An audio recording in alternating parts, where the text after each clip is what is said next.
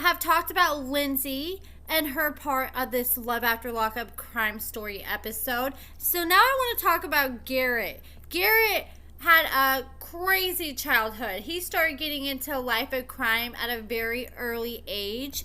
Garrett didn't grow up in the nicest house, but his dad made some really good business moves and they eventually were able to upgrade to a much nicer home.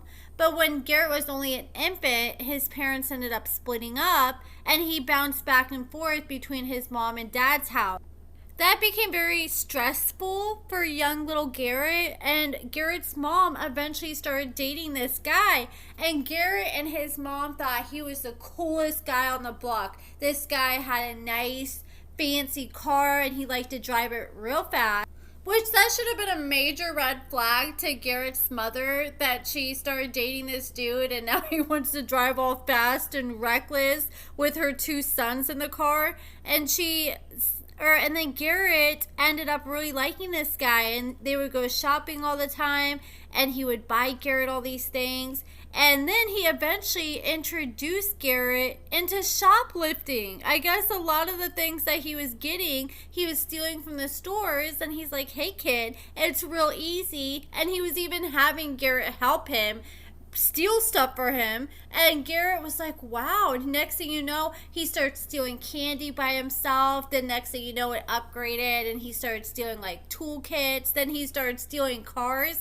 and he was arrested when he was 15 and got caught up and sentenced to 8 years in prison and 5 years probation. I feel like a lot of people that we see on this show who are criminals, we are introduced to their parents and then we figure out quickly why they may be the way they are, because their parents may have used or been alcoholics or grew up and they had to go through a lot of abuse. And it seems like Garrett had some pretty good parents. It was the mother's boyfriend though who completely changed the whole direction of his life.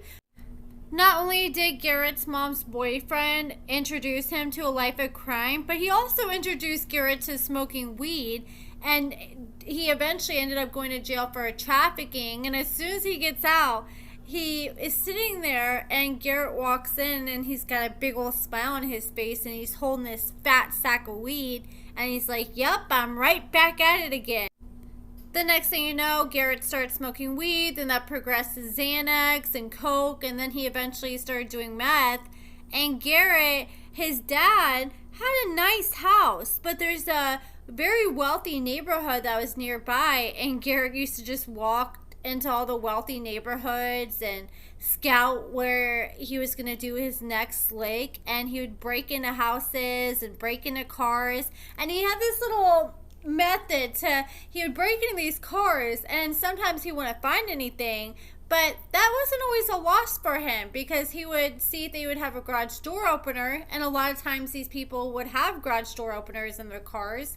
So he would take the garage door opener, then he would jump out of the car, and then he would wait until he saw the car that he stole the garage door opener out of. He would wait until he saw that car away from the house. Then he would open the garage door of the house and then go in there and rob the house. Damn, Garrett is just so lucky that he did not get shot any of these times that he's breaking into houses and stealing cars. Like, for real, as many times as he claims he stole stuff, he is really freaking lucky, especially with how reckless he was being at times when it comes to all that. And he got so bad into drugs that he got greedy and he was willing to even screw over his own family. He was living with his dad and he got so desperate that he decided to steal his dad's laptop. And I'm so freaking glad when I was on drugs I never got to that level where I was stealing from family. He went and pawned the laptop, and he probably didn't get much money off of it at all. He probably just got a little money, enough for him to go get a gram of Coke and 5 Xanax, and probably did it all that night. That high may have only lasted Garrett a night, but the impact it had on his father lasted a lifetime. And Garrett had to go home and face the music because he lived with his dad. So he goes home eventually, and his dad just opened the door, and his dad was in tears. And you know, I know my dad. I only saw my dad cry once, and that's when he was on his deathbed. Like, if your dad is crying, you know that is something serious, because most people probably can't even think of a handful of times they've seen their father cry in their lifetime. Once Garrett stole his dad's laptop, things just continued to go downhill from there. A year later, he ended up getting his first arrest after he stole a truck. And he was so reckless about his crime, just like Lindsay. I mean, if you're going to be doing crimes, at least be trying to follow the rest of the laws and the speed limit, stop signs, and stop at all the stoplights. But he was just being reckless. He steals the truck, then he decides to drive it throughout the whole town, go picked up one of his homeboys, and they're driving it all crazy. He let his buddy drive it, and next thing you know, they go slamming into a wall. And it's like, dude, you should have just took the truck, went and called up one of your homies and parked it behind their house until everything cooled down. But instead, he was cocky about it, and they ended up crashing into a freaking wall right in front of a cop. So, of course, the cop turns on his red and blues and starts pursuing Garrett and his friend. And his friend was driving at the time, and his friend just hit the pedal to the metal. And they got in this big high-speed chase, and next thing you know, his friend ended up hitting the gas, and it caused the car they were in to start drifting.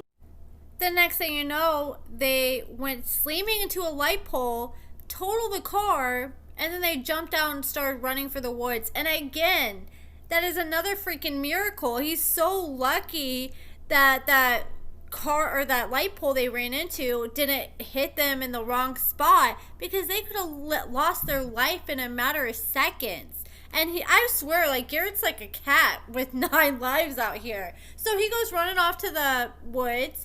The police pursue him, and he was like, oh, I'm really going to get away. But next thing you know, he starts hearing a dog barking, and he's like, oh, shit.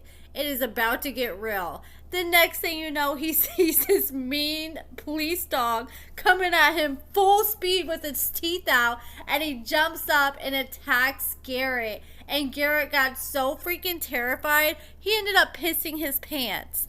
He got lucky that dog didn't mess him up more than it did. I've seen videos of people who've had their hands and body parts mangled by these dogs. I actually personally knew somebody who hid in a closet from a dog, and the dog came in there and ripped their whole ear off. Like, it was crazy. I wasn't there, but I saw the aftermath, and now they gotta walk around the rest of their life without an ear. Garrett is lucky him or his friend didn't crash into anybody that night when they were driving that car, running from the police, especially considering the fact that he's out here stealing cars and he was only 15 years old. The man wasn't even old enough to have a driver's license, but he's out here stealing cars. He probably didn't even know how to obey all the traffic laws. It just really goes to show that you have no idea who else you're sharing the streets with when you're out here driving. So Garrett ends up getting arrested, and then he eventually got out. And he kept getting arrested.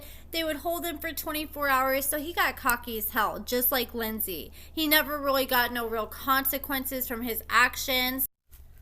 Then Garrett went in front of the judge after he was locked up for a few days, and he was trying to ask if he could get released from jail, and the judge was like, no, no, no. I'm not about to fall for it this time. I let you out in the past, and then when I want you to take drug tests, you have failed every single one of them, and you cannot stay out of trouble. So now I'm going to hold you in jail until I find a rehab facility for you, and that ended up taking over 3 months. Garrett wasn't used to being told that he was going to have to spend more than a few days in jail, and he ended up having to spend 3 months total in jail. And he ends up getting out, and they put him in this juvenile PAR program. And when he was there, he ends up meeting this counselor, and this counselor had a lasting impact on his life. Garrett didn't really grow up being close to his mother, and his mother really didn't nurture him like he needed. And he said this counselor nurtured him, treated him like she was almost like he was her son. And Garrett said that he really needed that more than anything in that time of his life. And just imagine if he would have met somebody like this earlier, how that could have maybe changed the route of his life. So he ends up meeting this counselor. He's turning a new leaf. Everything is good. And next thing you know, the cops come showing up to the little juvenile center, and they arrest Garrett and told him that he was hit with new charges. So while Garrett was out on bond before he went to the juvenile PAR program, he was out here doing all sorts of criminal activities. He was stealing these cars, and he would take them to chop shops, and he ended up meeting this guy, and this guy like would wear all these big chains, and Garrett was like, oh, this dude's rich, he must be living real good. And this dude was like, bring me all the stolen cars you can get, and I got you. I'll give you $1,000 for every stolen car. And I already knew that was too good to be true, because back when I used to use drugs, I never did anything like that, but I knew people who did stuff like that.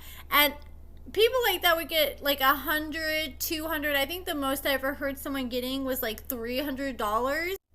But on average, it was only $100. And I could never understand, how is this worth getting a felony and having to possibly serve 5 years in prison over something that's only gonna give you $100 at the end of the day? But people were still willing to do it, and Garrett, he was naive, and he thought that this was really a legit deal. So he was stealing all kinds of cars and selling it to this dude, and he was going to this pawn shop where they didn't make him show his ID, and again, he thought he struck gold. He started selling all kinds of stolen stuff to this pawn shop, and I'm not sure if the pawn shop had an operation going with the police, or if they were just buddy-buddy with the police, and they decided to just be like a good citizen and turn in all the receipts of what he had been selling because they thought it was suspicious. But eventually the police ended up finding out about all these stolen transactions, or these transactions with all these stolen goods, and they found out that he had been selling stolen cars because the guy he had been selling these stolen cars to was an undercover cop. But Garrett didn't know that when they do investigations, just because you do a drug deal right then and there, or just because you sell a stolen car to a cop, that doesn't mean they're always going to arrest you right then and there. And he thought he had gotten away with everything because they hadn't arrested him, but they were actually building a case on him, and sometimes that can take a few months. And once they built their case up enough, they came knocking and they grabbed Garrett, and now Garrett is back in jail, facing some serious time. Then they had a scene in the episode where they sat Garrett down and they had him call this counselor, who was a huge impact in his life when he was at the PAR juvenile program, and he hasn't talked to this counselor in years. The last time he saw her was before he went to prison, and she was the only one that showed up going to visit and support him. So he ends up talking to her on a video chat, and he started breaking down crying. Oh my god, I'm not gonna lie, I started crying, and I don't ever cry barely, but I needed a nice little soul cleanser, and he was bawling like a baby, and you could tell how much this lady meant to him. I really like seeing that, because we could see the heartwarming side of Garrett and see him really be vulnerable. And then Garrett ended up going to prison, and that's when he got out, and we were first introduced to him on Love After Lockup. And Garrett is dating this girl that he's been with for quite some time, and they actually have a baby on the way, and he recently proposed to her after she announced that she was pregnant, and they literally just had their baby shower today, and she's due in 7 weeks. So 7 more weeks, Garrett's gonna be a dad, and they're such a freaking good looking couple. You know that baby is gonna come out so cute. I think they have a baby boy on the way. I'm pretty sure it's a boy, but don't quote me on that. But the baby's name's supposed to be Taylor, and it's due on March 30th. And they have a baby registry, and so far over 1/3 of the items have been purchased. So it sounds like they've been receiving a lot of support for their baby. So Garrett seems to be doing really good. And also at the end, they had Garrett go out to eat with his dad and some other family and friends, and they had a full circle moment because Garrett decided to pull out a laptop and gifted to his dad for his birthday. And he started choking up, crying once again. Like, I don't think I've cried as much as I did in this episode in a hot minute. He starts crying, talking about how remorseful he is, how he wishes he could go back and change everything. And I'm like, man, it's so good to see someone not glorify what they did. Like, when he was doing it, he was actually doing it like storytelling. He wasn't glamorizing it. You can tell that he's tried to distance himself from that lifestyle as much as possible, and he's really doing great. He works as a server, and I think that's an amazing job for him because he's a good looking dude with charm, so I bet he gets a lot of tips. I wonder if he has an OF. I'm asking for a friend, because that would be a good OF to do a review on, especially since the new season of Love After Lockup don't come on until March. But he's working as a server. He's been on probation since 2021. He's managed to stay out of trouble this whole time. Oh, and I forgot to mention, after Garrett got bit by a police dog, he got out of jail and he thought he was the coolest kid on the block because he didn't think any of his friends had been bitten by a police dog before. So he used to brag about that to all his homies, but I'm sure he left out the part where he pissed his pants when the dog approached. I'm not gonna lie, I used to be a little hard on Garrett, and I was really trying to think about why I was like that, and I think it's just because I was concerned when he first got out how he always wanted to go out every night, stay out late, and drink, but he's managed to stay out of trouble, so honestly I can't use that against him, and I don't blame him for not wanting to stay with Jonah or whatever her name was, because it just didn't seem like they're a good fit anyways. The only concern I do have about Garrett is his girlfriend came out like 6 months ago, and I did cover this in a Love After Lockup updates video, and she revealed that Garrett had a gambling issue and how he would spend all his extra money gambling. Sometimes he'd go and spend the bill money gambling, and then when he would lose real bad, he would turn into a dick and pretty much take it out on her. And this was right before she announced she was pregnant, so I really hope that he's been able to change those habits now that they have a baby on the way. Also, after finding about the fact that he was attacked by a dog, that makes sense why he was so deathly scared of Jonah's dog, because he has trauma from that dog bite when he went on that little chase from the police. But that is it for this video, guys. Let me know what you guys think about everything in the comments below. Give this video a thumbs up, subscribe, and thank you so much for watching.